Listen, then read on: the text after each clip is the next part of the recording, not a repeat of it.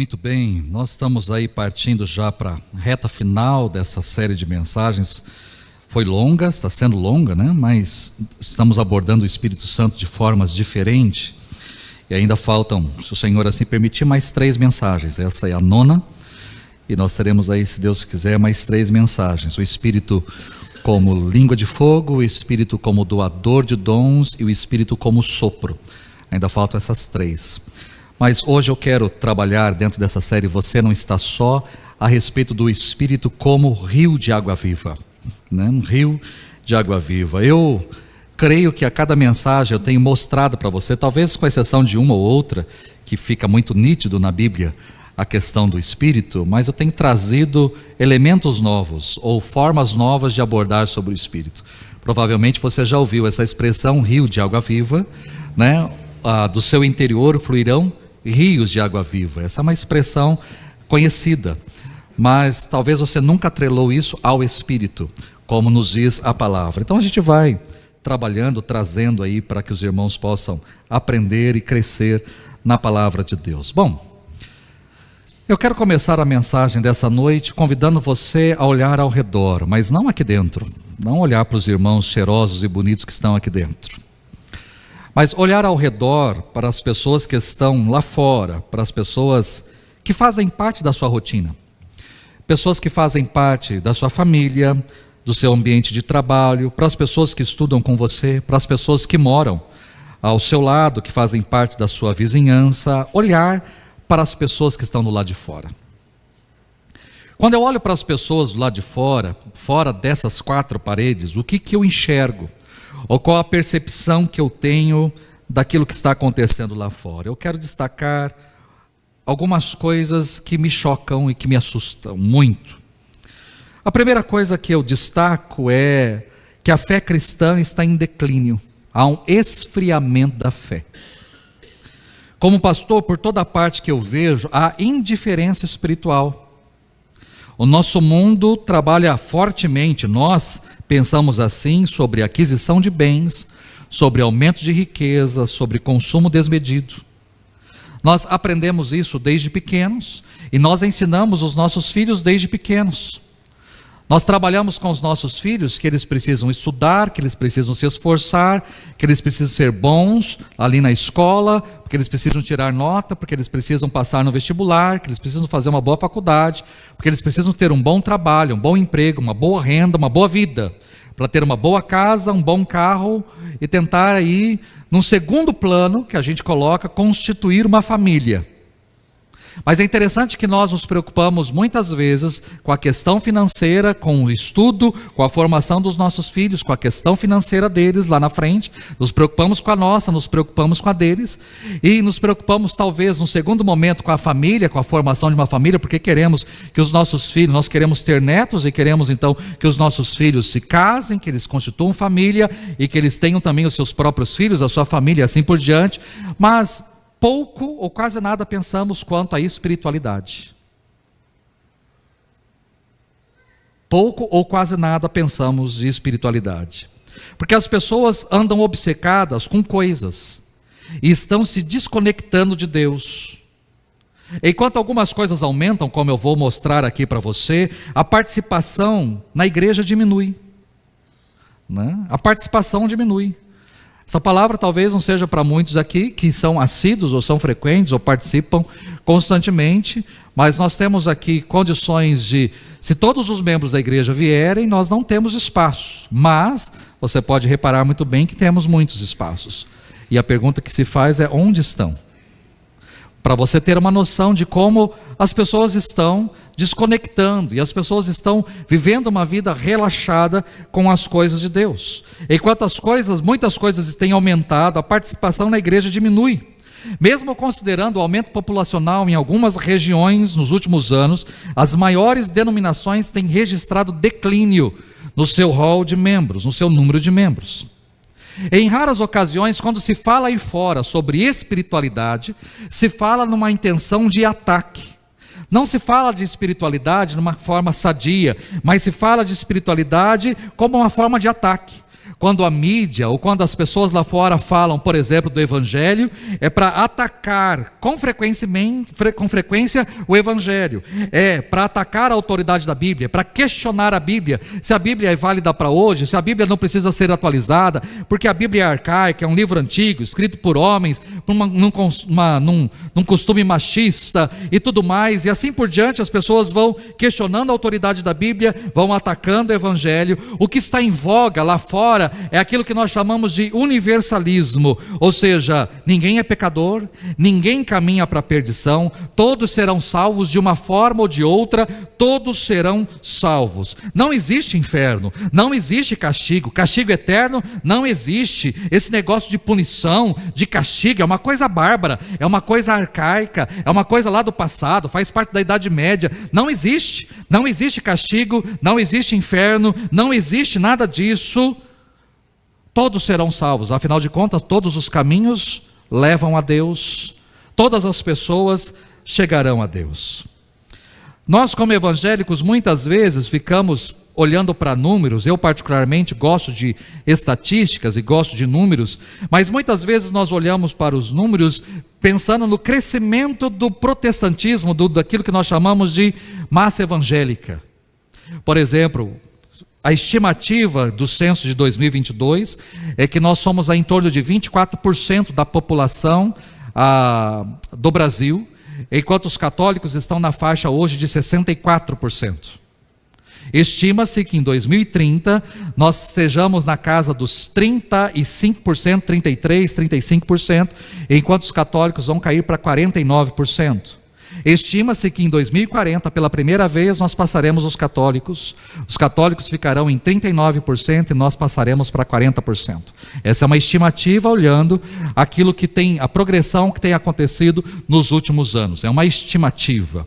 Muitas vezes nós ficamos olhando para isso, o crescimento dos evangélicos no país, o declínio da Igreja Católica, mas nós não olhamos para um outro índice, que é o índice daqueles que se dizem sem religião ou que estão hoje desigrejados. Quando nós olhamos para esse outro índice, quando você pega, por exemplo, na década de 60, na década de 40, 0%. Mas na década de 60, 0,5% da população brasileira se declarava sem religião. 0,5%. Esse percentual vem crescendo década após década. 0,8% em 1970, 1,6% em 1980, 4,8% em 1991, 7,3% no ano 2000, 8% em 2010, nós não temos ainda os dados do último censo, mas estima-se, eu joguei aí no mínimo, que é 8,2%, esse é o mínimo considerado, mas estima-se que esse número pode chegar a 11% da população que se declara que não possui religião. Se eu pegar o número mínimo aí, que é 8,2%, no nosso país 17 milhões de pessoas dizem sem religião, no número mínimo. Mas se eu for para um número maior, eu já tenho aí na faixa de 24, 25 milhões de pessoas dizendo que não possuem religião.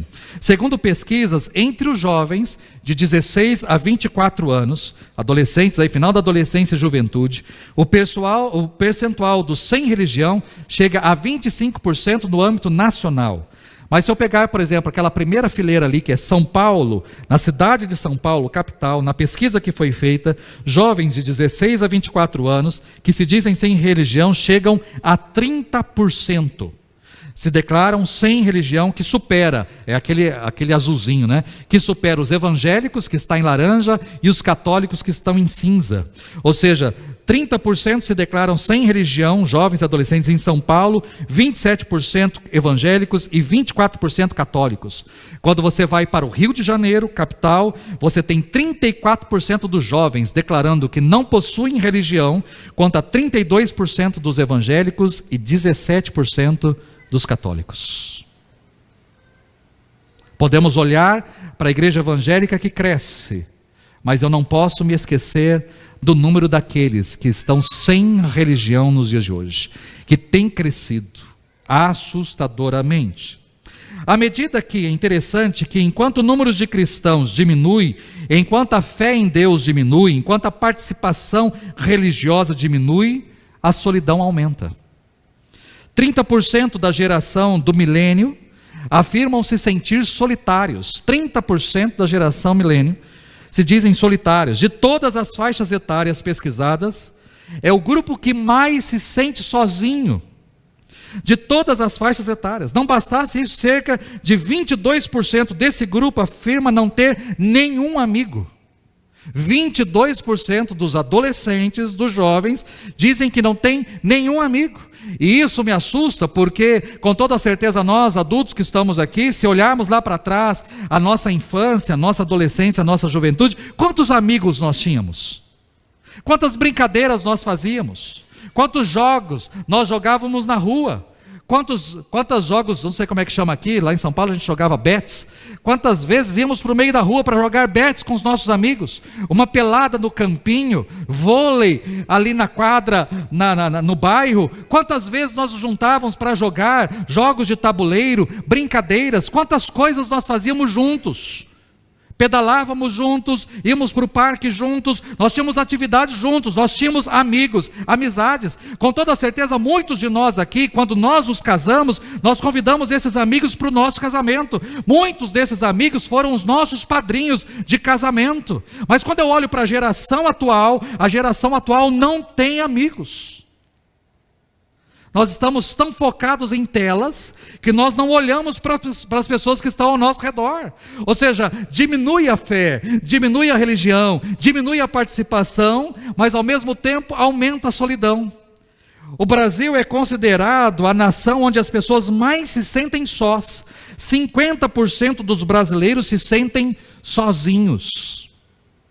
Estive em São Paulo numa reunião segunda, terça e quarta. Fiquei num hotel bem perto da Paulista, na região ali da Paulista, da Consolação, e da janela do meu quarto, que fazia parte do fundo do hotel, eu conseguia olhar para pelo menos 5 edifícios que estavam ali ao redor. Eu tinha condições de olhar, porque ali aquela região é toda torta, né? Então eu conseguia olhar para os prédios que estavam. E na segunda-feira, que eu tive um pouco mais de tempo, eu fiquei na janela. Não tinha ninguém ali no quarto comigo, o camarada não estava ali ainda, e aí eu abri a janela, apaguei as luzes, abri a janela e fiquei olhando para ver o comportamento das pessoas, como é que as pessoas estavam. E é interessante que eu não olhei, apesar de serem apartamentos, aquele era o único hotel, os outros eram apartamentos, famílias seriam, né, ou casas, apartamentos normais, mas eu não enxerguei nenhuma família. Não tinha família, eu tinha pessoas morando sozinhas. Existia uma pessoa assistindo sozinha a TV, uma pessoa sozinha na cozinha, uma pessoa sozinha comendo, uma pessoa sozinha passeando com o cachorro. É só pessoas sozinhas. Eu não vi nenhum apartamento. Eu fiquei olhando, focando, porque eu já estava pensando um pouco nessa mensagem e focando para ver assim, não, tem que ter algum apartamento, dessas centenas de apartamentos, tem que ter algum apartamento que tem um casal, ou que tem uma família, 3 pessoas, mas não tinha. Todos os apartamentos, eu fiquei muito tempo ali olhando, pelo menos uns 45 minutos, 1 hora, ali olhando e contemplando. Não estava pesquisando, não estava querendo ver nada demais, mas eu queria ver quantas pessoas tinham comunhão, ou estavam com afinidade com outras pessoas, mas não. Pessoas sozinhas, com seu notebook no colo, sozinhas, diante de uma TV, sozinhas, lendo um livro, sozinhas, cozinhando ou comendo, sozinhas. Essa é a realidade. E não apenas a solidão aumenta, mas o índice de depressão também está cada vez mais severo.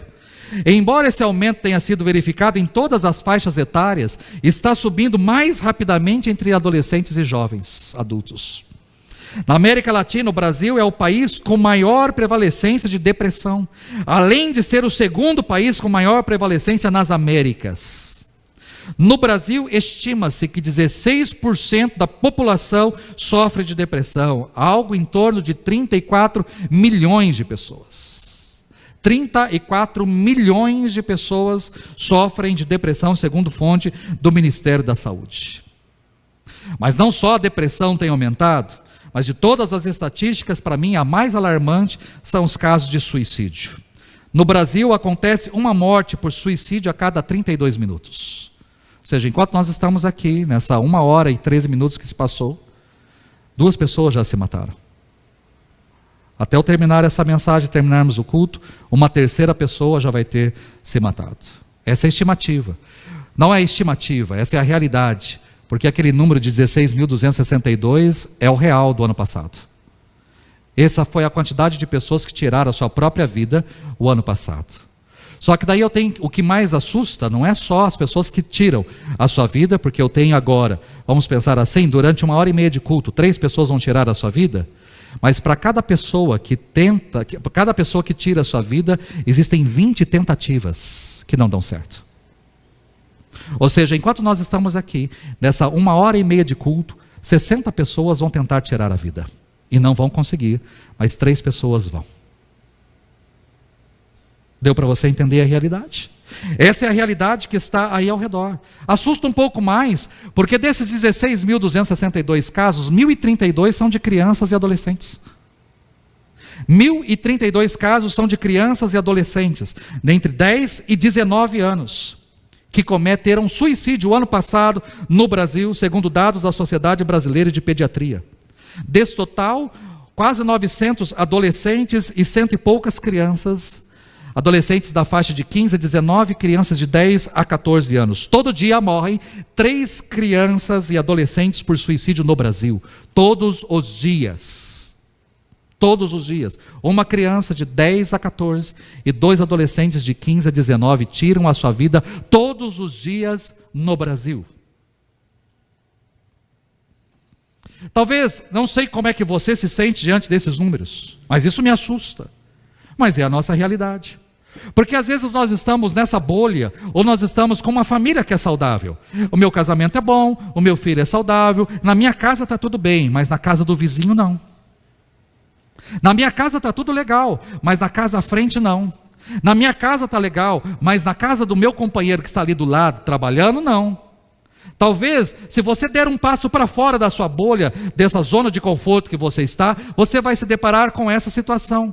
Pessoas que estão desligadas de Deus, pessoas que estão frias na sua fé, pessoas, se você perguntar, mas você crê em Deus? Eu creio em Deus. Elas não são pessoas, nós não estamos falando de ateus, nós não estamos falando de agnósticos, nós estamos falando de pessoas que creem em Deus, mas pessoas que não querem saber de nada.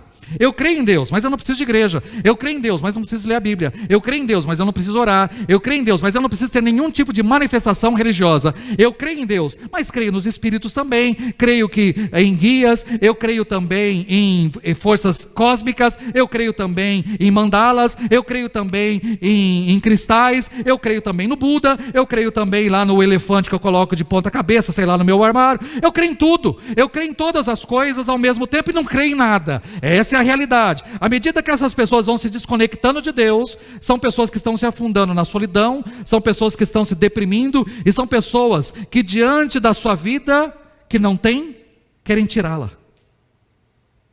Essa é a realidade que nós temos dia a dia, que está aí, é que nós fechamos os olhos, nós não queremos saber, ou nós nos acostumamos. Antigamente talvez ouvir uma notícia de suicídio, mas hoje é mais um. É mais um. É como você passa hoje na cidade, eu passo às vezes pela cidade e vejo tantos acidentes, é mais um. Eu não me preocupo se a pessoa está morta, se a pessoa não está, se foi grave, se não foi, eu não olho, eu passo. Eu estou indo para o meu compromisso, eu estou indo para a minha agenda, eu estou indo levar alguém, eu estou no meu dia a dia, e aí eu vejo, a gente não, no primeiro momento, quando você via um acidente gravíssimo, uma pessoa lá, aí você se chocava. Hoje é comum, você já não choca mais. Quando você antigamente via uma pessoa mendigando ali a rua, com os pés todos, né, em carne viva, aí você se comovia. Mas hoje tem tanta gente na rua, tem tanta gente pedindo, tem tanta gente esmolando, tem tanta gente que você já nem liga mais, faz parte do cenário. Como essas notícias também fazem parte do cenário. Uma pessoa está em depressão. Eu não estou dizendo que a gente não tem... antigamente não existia, lógico que existia, talvez não era diagnosticado, não era tratado, não fazia parte de estatísticas. As pessoas talvez estavam mal e a gente dizia, ele está mal, não está bem, ele está meio borocochô, ele está meio para baixo. A gente dizia qualquer outra coisa. Hoje a gente tem diagnóstico claro, por isso talvez tenha aumentado o número, mas não só por isso. Diante da vida que nós estamos vivendo, diante da vida que a sociedade tem vivido, essa é a realidade. Essa é a realidade. Mas a minha mensagem hoje não é para trazer horror ou medo ao seu coração. Pelo contrário. A minha mensagem hoje, a palavra que eu quero trazer é de esperança. A esperança de um Deus que pode abrir comportas dos céus e inundar este mundo sem fé, este mundo sem compromisso, este mundo sem vida, este mundo cheio de solidão, este mundo depressivo, este mundo sob o domínio da morte. Ele pode inundar este mundo com o seu Espírito Santo, porque essa é a promessa de Jesus. Abra sua Bíblia no Evangelho de João, capítulo 7. Se você trouxe aí a sua Bíblia, ou você tem aí no seu celular um aplicativo, abra sua Bíblia em João, capítulo 7. O Evangelho de João é o quarto Evangelho do Novo Testamento, capítulo 7. Eu quero ler com você 3 versículos, o 37, o 38 e o 39. Evangelho de João, capítulo 7. Com certeza você conhece o 37 e o 38, mas eu quero destacar aí para você o 39. No último e mais importante dia da festa, Jesus levantou-se e disse em alta voz: se alguém tem sede, venha a mim e beba. Quem crer em mim, como diz a Escritura, do seu interior fluirão rios de água viva. E aí João traz esse detalhe. Ele estava se referindo ao Espírito, que mais tarde receberiam os que nele crescem. Até então o Espírito ainda não tinha sido dado, pois Jesus ainda não fora glorificado. Jesus falou essas palavras em Jerusalém, em um dia bastante movimentado de outubro. Era sábado, outubro, as ruas estavam lotadas em razão da festa dos tabernáculos. A festa dos tabernáculos era uma comemoração anual, onde as famílias primeiramente se reuniam em tendas. Elas se reuniam em barracas para relembrar os 40 anos que eles passaram na travessia do deserto até chegar à terra da promessa. Então ali eles ficavam em tendas, em barracas, e não apenas isso. Durante essa festa se comemorava o momento em que se celebrava ou se revivia o momento em que Moisés feriu a rocha e da rocha saiu água para alimentar todo o povo. O milagre de Moisés de extrair água da rocha. Por causa disso, todas as manhãs, durante 7 dias consecutivos, um sacerdote enchia uma jarra dourada com água e carregava até o templo, numa fila enorme de pessoas. E ao som da trombeta, o sacerdote, por meio de um funil, derramava água na base do altar. Mais tarde, no último dia, o mais importante, que é esse dia aqui, no último dia, o mais importante da festa, os sacerdotes estavam com essas jarras, no caso aí eram 7 jarros de água, e eles circundavam o altar 7 vezes para relembrar as 7 voltas em torno de Jericó. E depois que eles circundavam o altar 7 vezes, eles derramavam 7 jarros de água sobre a base do altar. Talvez tenha sido neste momento, nesse exato momento, que Jesus, um simples rabino de Nazaré, chamou a atenção de todo o povo. Geralmente os mestres se assentavam para ensinar, mas Jesus se levantou. Ele tinha um convite extraordinário para fazer: venha a mim e beba. E ele exclamou isso em alta voz: venha a mim e beba, e do seu interior fluirão rios de água viva. E para que ninguém se confundisse com relação àquilo que Jesus estava falando, João, que é algo não característico dele, João escreve, acrescenta um comentário aí no seu evangelho, dizendo que Jesus estava falando sobre o Espírito Santo. Então cada palavra dessa promessa é valiosa, porque Jesus está dizendo: se alguém tem sede, em outras palavras, não importa a cor da sua pele, não importa o salário, não importa o histórico de vida, existe apenas uma qualificação: se alguém tem sede. Se alguém tem sede, não se alguém é digno, não se alguém é qualificado, não se alguém é bem treinado, não se alguém é sábio, não se alguém é merecido. Não, não é isso. A única coisa que Jesus exige é se alguém tem sede. Tudo que se exige da pessoa é que ela tenha sede, que ela confesse a sua sede. E aí eu volto para o cenário que eu estampei num primeiro momento. Diante do mundo que nós estamos, as pessoas não estão com sede? Basta olhar para o nosso cenário: pessoas com sede de amigos, né? Pessoas com sede de vida, pessoas com sede de esperança, pessoas com sede de uma nova chance, pessoas com sede de acolhimento, pessoas com sede de felicidade, pessoas com sede de propósito, pessoas com sede de respostas, de apoio. E eu estou falando de crianças, adolescentes, jovens, adultos, idosos, homens, mulheres. Somos cercados de pessoas com sede, pessoas que estão sedentas, ansiosas, esperando por algo. É interessante, eu não vou entrar em muitos detalhes. Hoje pela manhã, enquanto eu estava dirigindo o louvor, eu normalmente não deixo o meu celular ativo, eu deixo no modo sono, no modo não perturbe, alguma coisa. Mas hoje eu deixei, eu não me atentei e eu deixei. E à medida que eu estava tocando, ensinando inclusive a música nova, chegou uma mensagem para mim de uma pessoa. E essa pessoa estava mandando aquilo que o filho estava mandando para ela. E o filho mandou para ela o seguinte: eu queria pedir desculpas para vocês. Deixei um dia todo legal ser manchado, mãe.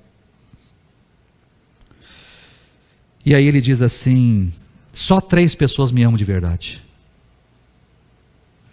Vocês 2, e aí ele coloca o nome da filha. Só 3 pessoas me amam de verdade. E eu acho que eu estou necessitando disso, mãe.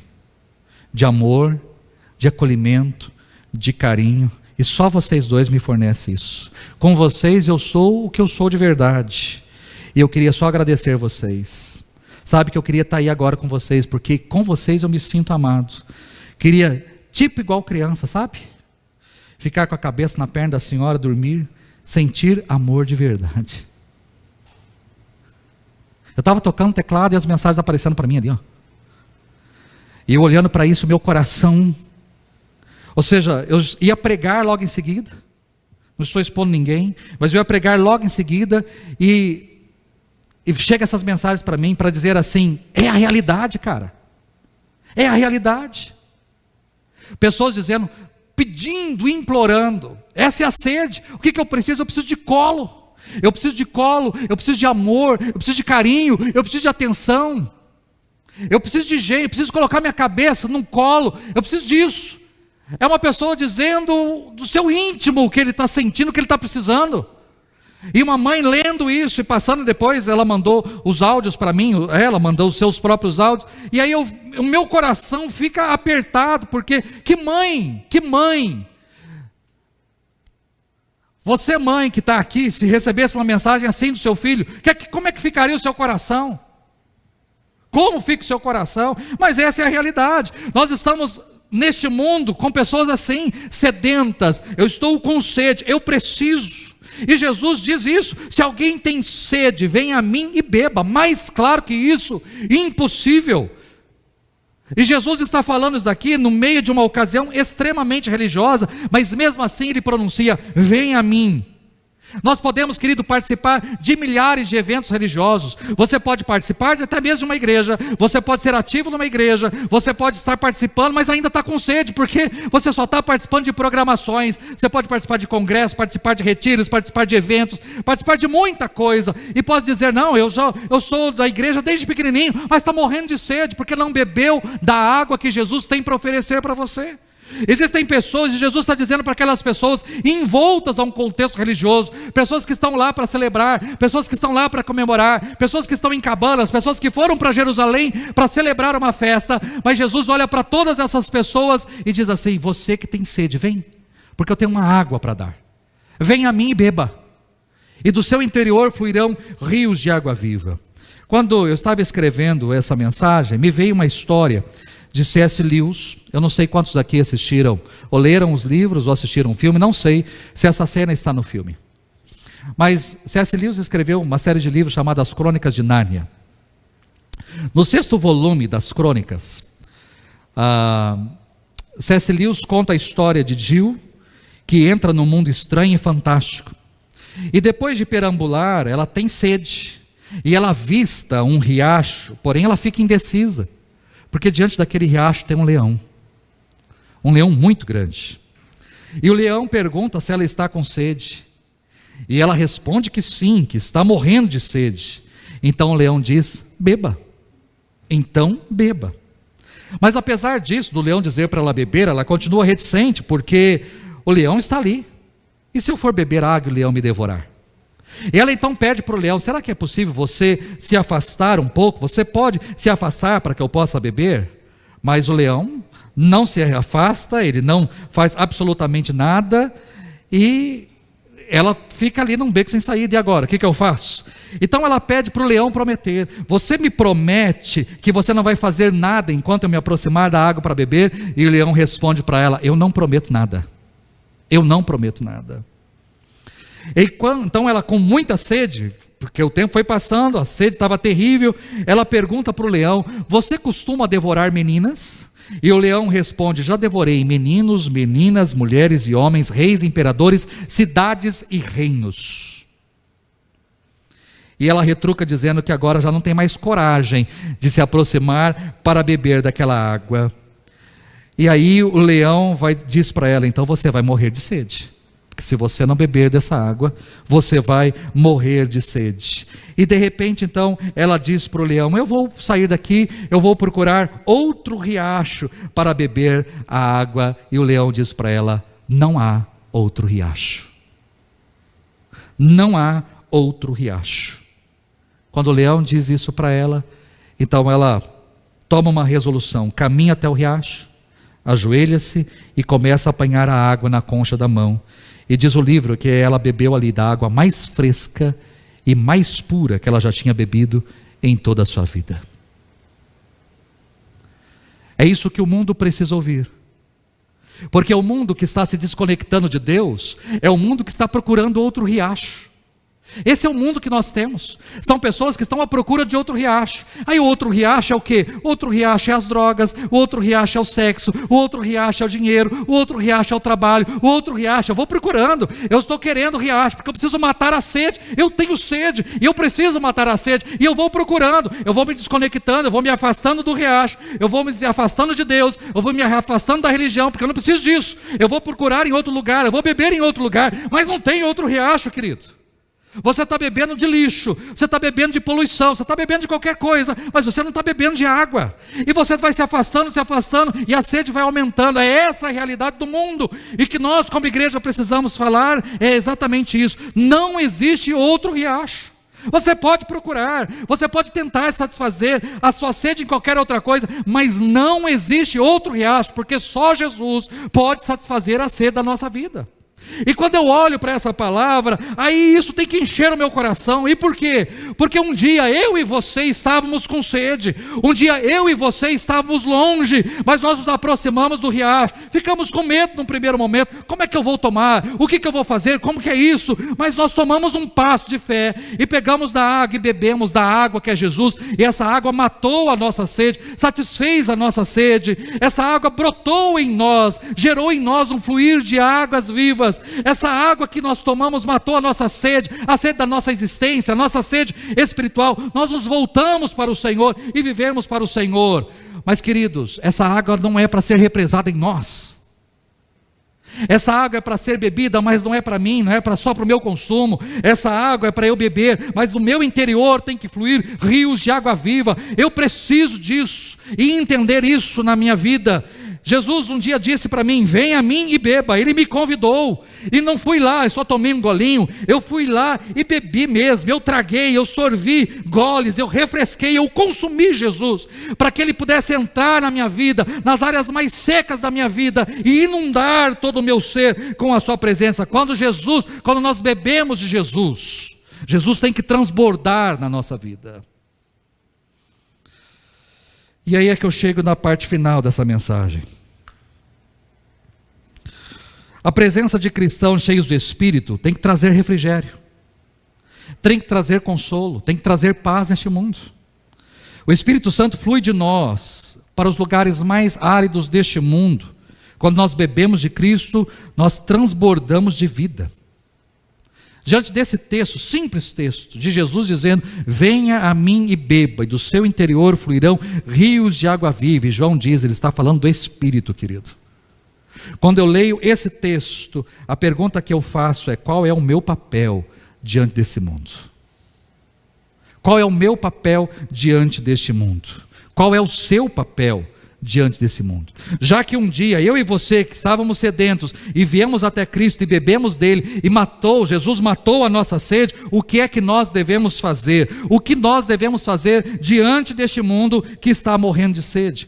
Eu não quero que você saia por essas portas para discutir teologia lá fora. Eu não quero que você saia por essas portas para discutir o que é certo ou errado, o que está de acordo ou não com a palavra de Deus. Eu não quero que você saia por essas portas para discutir religião com outras pessoas. Não é para discutir religião, não é para dizer porque a minha igreja é a certa e a sua é errada, porque a minha fé é a certa e a sua é errada. Não é para ficar discutindo com as pessoas lá fora. As pessoas que estão sedentas lá fora, elas não querem saber da sua teologia, do seu discurso. As pessoas que estão sedentas lá fora, elas não querem saber se é certo ou se é errado. Elas precisam matar primeiramente a sede, depois a gente discute isso.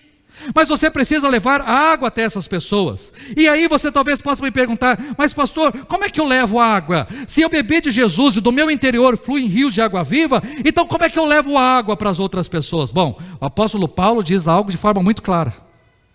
Gálatas capítulo 6, no verso 9, ele diz: e não nos cansemos de fazer o bem, pois no tempo próprio colheremos, se não desanimarmos. Portanto, enquanto temos oportunidade, façamos o bem a todos, especialmente aos da família da fé.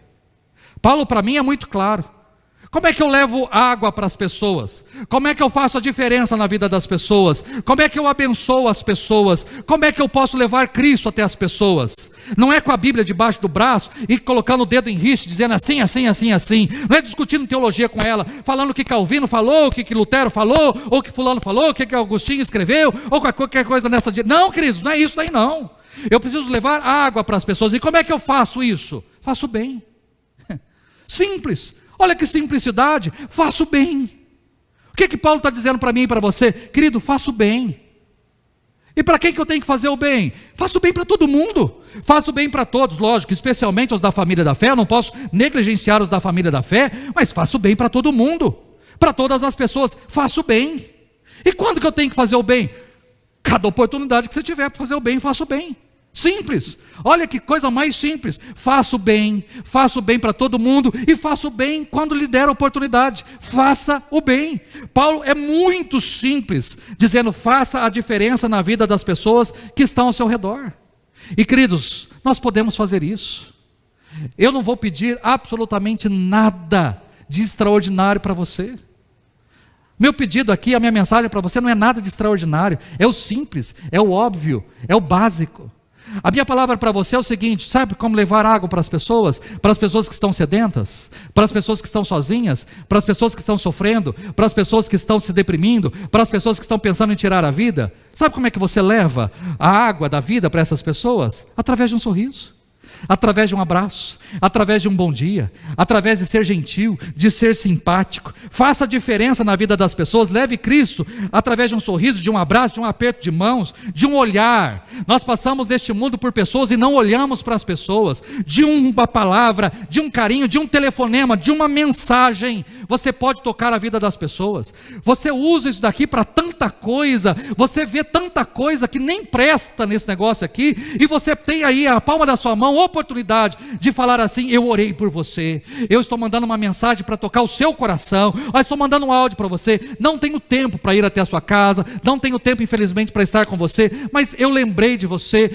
faço questão de mandar essa mensagem para abençoar o seu coração. Toque vidas, não precisa ir até ela, através de um celular você pode fazer. Ou como essa pessoa fez quando mandou uma música para mim: pastor, eu ouvi essa música, pensei heavy, pensei em você, estou te mandando. E ela escreveu coisas lindas para o meu coração. Abençoa o meu dia, abençoa a minha semana. E através dessa atitude, eu creio que tem abençoado você também, porque essa música é linda. Mas aí, queridos, através de uma atitude, alguém que não ficou: e será que eu faço? Será que eu não faço? Vai e faz. Faço bem. Faço bem. O mal a gente tem predisposição para fazer. Faço bem. Faça o bem às pessoas. Leve Cristo através de uma gentileza, leve Cristo através de uma ajuda, através de um socorro, através de uma boa ação. Abra a porta para alguém. Você está vendo que a pessoa está vindo cheia de sacola, abre a porta do elevador para ela. Seja simpático, seja educado. Tem gente com toda certeza que às vezes mora em apartamento, quando vê que vem vindo se aproximando, aperta o botão para fechar rápido, porque quer que o outro suba com ela. Para, pelo amor de Deus, seja simpático, abre, segura a porta, recebe a pessoa, diga bom dia, tudo bem com você? Você mora aqui? Você é visitante? É bom te conhecer. A gente, como campograndense, tem a tendência de ser mais fechado. A nossa característica é ser fechado. Existem vídeos na internet que tiram sarro de nós, porque nós dizemos sequer um bom dia para as pessoas. Então seja você a diferença. Seja você diferente. Que você possa dizer para a pessoa assim, bom dia. Mas ela não vai responder. Dane-se ela. O problema é dela. Pelo menos você fez sua parte. Bom dia. E se a pessoa falar, bom dia, e começar a conversar com vocês, no momento ela falar assim, mas você é de Campo Grande? Você fala assim, sou de Campo Grande. Nossa, mas que diferente. Não, mas eu sou crente. Eu sou crente. Pronto. É isso que fez a mudança da minha vida. Eu podia ser fechado, eu podia estar na minha, mas eu sou crente, eu sou de Jesus, eu sou feliz, eu sou realizado, eu sou satisfeito, eu posso transmitir essa alegria para você, eu posso transmitir essa água da vida para você. Seja gentil, ajude a carregar uma sacola, faça algo para abençoar, troque o pneu de uma pessoa, empurre o carro dela se precisar, empreste uma ferramenta, seja simpático, seja gentil, seja educado, seja atencioso, seja delicado com as pessoas. Será que é pedir muito? Não é pedir muito. Leve Cristo através de uma cesta básica. Quanta roupa que você tem lá no seu guarda-roupa que você não usa? Doe, abençoe, leve um prato de comida, um copo d'água que seja. De vez em quando eu fico impactado com vídeos tão simples na internet, que se tornam reels, pessoas que entregam uma garrafa d'água para mendigos na rua, para pessoas que estão sedentas. Se você pegar, comprar um engradado, um monte de água geladinha e levar na nossa Cracolândia aqui, você vai ver como que eles ficam felizes. Eu não estou pedindo para você ir morar com ele lá não. Não estou pedindo para você ir morar lá não. Não estou pedindo para ele levar ele para sua casa não.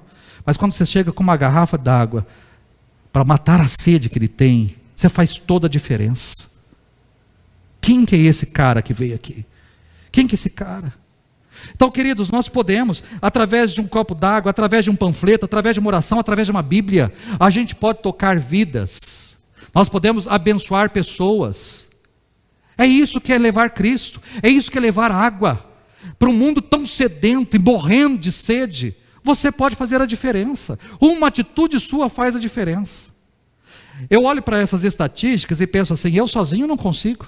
É óbvio que sozinho eu não consigo, você sozinho não consegue. Mas quando nós juntamos 300, a gente já pode fazer muita coisa. Aí quando eu penso em Campo Grande, que nós somos mais de 300 mil evangélicos nessa cidade, a gente pode fazer muita coisa. Se os 300 mil tivessem a orientação do Espírito para tocar vidas, como é que essa cidade seria diferente? Estou falando só dos evangélicos. Seria muito diferente. O mundo seria diferente. Nós somos 2,3 bilhões de cristãos no mundo. A gente podia fazer a diferença. Mas por que a gente não faz? Porque a gente está preocupado em receber a água da vida e estocar. Sendo que a água da vida, ela brota. A gente bebe, não precisa guardar. Ela já matou sua sede, e ela mata a sua sede constante. Mas outras pessoas estão sedentas, precisando dessa água, enquanto eu e você talvez estamos estocando águas. Queridos, atitudes de bondade podem mudar toda uma sociedade. Esse mundo seria diferente se nós tivéssemos atitudes diferentes. Você acha que haveria tanta gente afastada de Deus se nós fôssemos simpáticos? Ou se a igreja fosse simpática a esse mundo? Você acha que teria tanta gente longe da igreja, avessa à igreja? Quando fala igreja, fala, eu não quero nem saber de igreja na minha vida. Por quê? Porque o que nós fizemos? Nós fizemos, não foi Deus não. Deus não decepciona ninguém. Deus não frustra ninguém. Nós fizemos como igreja. O que nós podemos então fazer para remediar, para tratar isso daí? Será que haveria tanta gente se sentindo sozinha se a igreja fosse solidária e estendesse a mão para dizer um bom dia? Para dizer um obrigado? Se eu visse uma pessoa com um carro morrendo no meio da rua e eu parasse o meu carro, estacionasse e fosse lá ajudar e falasse para essa pessoa, Deus abençoe, você precisa de mais alguma coisa? Quer que eu ligue para alguém? Você quer que eu veja um mecânico? Você precisa de uma carona? Mas eu não conheço, pastor, não importa. É o seu próximo. Perguntaram certa vez isso para Jesus: Senhor, quem que é o meu próximo?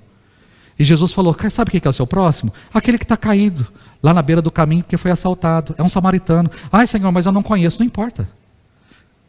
Esse é o seu próximo.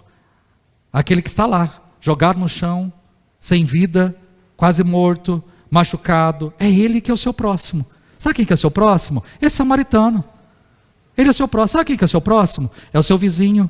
Sabe aquele marido que briga, aquela mulher que está... Esses dias nós estávamos fazendo uma visita e de repente na casa ao lado começou uma gritaria, uma brigaiada, e o marido querendo matar a mulher. O que a gente tem que fazer? A gente teve que sair correndo para ajudar. Não só afastar, não só apartar, não só chamar a polícia, não só mais colocar a mulher para dentro de casa e tentar apaziguar o coração. Aí já chega a mãe, já chega os filhos todos chorando, todos gritando: meu pai vai matar minha mãe, meu pai vai matar minha mãe. E aí como igreja eu vou ficar assim: nossa, olha, aqui do lado está feio o negócio, hein? Deixa se matar lá, não é assim não. O que eu posso fazer, queridos? Ah, mas eu vou lá correr o risco, pastor? Vai correr o risco, vai fazer a diferença. Porque se fosse a sua filha, com toda certeza você ia lá apartar a briga. Você não ia importar com a faca que estava no punho da mão da outra pessoa, não. Você ia fazer alguma coisa. Queridos, por favor, façam a diferença nesse mundo. O mundo está gritando. O seu vizinho está gritando. O seu colega de trabalho está gritando. O seu colega de escola está gritando. O seu aluno, querido, você que é professor, professora, seu aluno está gritando. E você está só ensinando matéria. Tentando enfiar na cabeça dele algo que nunca vai entrar. E a alma dele está indo para o inferno e você não está fazendo nada.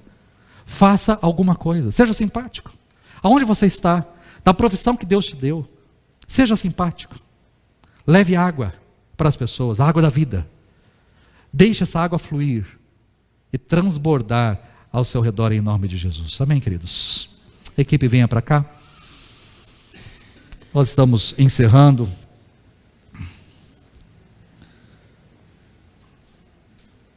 Quando eu falei que que o objetivo é trazer esperança, é para trazer esperança porque eu e você podemos mudar as coisas. Eu e você podemos transformar as situações. Eu e você podemos. De forma simples, mas nós podemos. Como é que Deus quer usar você? Olha ao seu redor, como é que Deus quer usar você? Como Deus pode usar a sua vida? Ah, pastor, eu não tenho recursos financeiros. Eu não falei de recursos financeiros aqui só. Se você tem dinheiro para levar uma cesta, leva. Mas se você não tem importância. Um abraço não custa nada. Um sorriso não custa nada. Um bom dia não custa nada. Uma oração não custa nada. Eu não estou falando de recursos financeiros, não. Eu falei da sua roupa, que está lá no guarda-roupa, que você não usa. De um sapato que está guardado, você não usa. Você pode abençoar outra pessoa. Isso você pode fazer.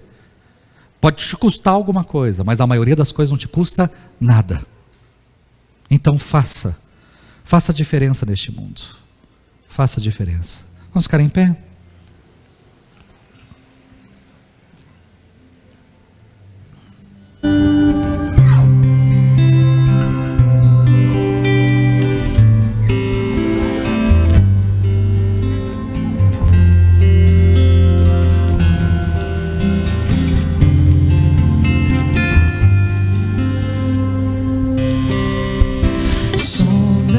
Senhor, e me conhece, quebranta o meu coração, transforma-me conforme a tua palavra e enche-me até que em mim se ache só ti.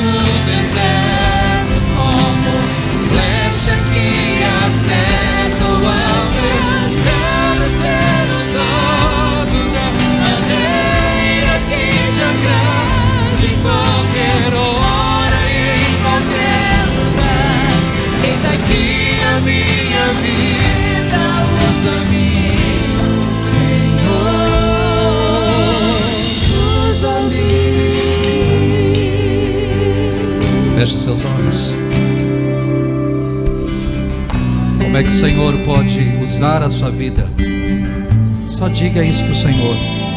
O que Ele pode fazer a partir de hoje? Não é a partir de amanhã não, a partir de hoje. O que Ele pode fazer na sua vida? Como é que Ele pode mudar a sua vida? Para que você leve água para essas pessoas. E não demore.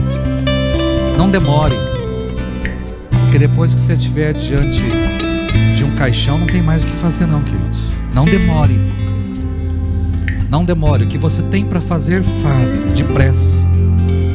Faze hoje. Aquela mensagem que você está tempo esperando para mandar, manda hoje. Faça hoje, porque você não sabe como a pessoa do outro lado está. Faça hoje. Toque vidas hoje. Ajude hoje. Sabe de alguém que está precisando? Vá hoje. Coloque-se à disposição do Senhor para fazer aquilo que tem que ser feito. Deus, olha para as nossas vidas. Um dia estávamos com sede e fomos até o Senhor. Bebemos daquilo que o Senhor tinha para nós. Matamos a nossa sede. Que bênção que foi isso nas nossas vidas. Mas nós não queremos guardar isso só para nós não. Nós queremos levar o Senhor para as pessoas. Queremos levar essa água para matar a sede de tanta gente. Queremos, Deus, fazer com que essas pessoas que estão ao nosso redor, estão sedentas, sedentas do Senhor, sedentas de vida, sedentas de propósito, sedentas de rumo, sedentas, ó Deus, sedentas. A gente quer levar água, a água viva que é o Senhor Jesus. E queremos, ó Deus, que do nosso interior, que o Teu Espírito Santo faça do nosso interior brotar esse rio de água viva, para que a gente possa inundar as pessoas que estão ao nosso redor, para que as pessoas sedentas, áridas, secas, possam ser cheias da Tua presença, para que as pessoas depressivas ao nosso redor recebam ânimo e vida e uma palavra que possa transformar, que as pessoas, ó Deus, que estão caminhando para a morte ao nosso redor, que estão pensando em suicídio, porque não têm visto saída, solução, que essas pessoas, ó Deus, enxerguem no Senhor Jesus uma saída, uma solução, uma resposta, e que elas sejam impactadas por isso. Ó Deus, que a gente possa fazer a diferença na vida dessas pessoas que estão neste mundo e clamando e gritando por atenção, pedindo socorro. Que nós como igreja possamos fazer a diferença. Ao sairmos daqui, que possamos ser a diferença que o Senhor espera de cada um de nós, nessa cidade, nesse estado, neste país, neste mundo. Que a gente faça a diferença. Obrigado por esse tempo, obrigado por essa noite, obrigado pelas nossas vidas, obrigado por este culto. Ao sairmos daqui, leva-nos para as nossas casas em paz, em segurança, e que a gente tenha uma noite abençoada, uma semana repleta da tua bênção nas nossas vidas. E assim que oramos, em nome de Jesus.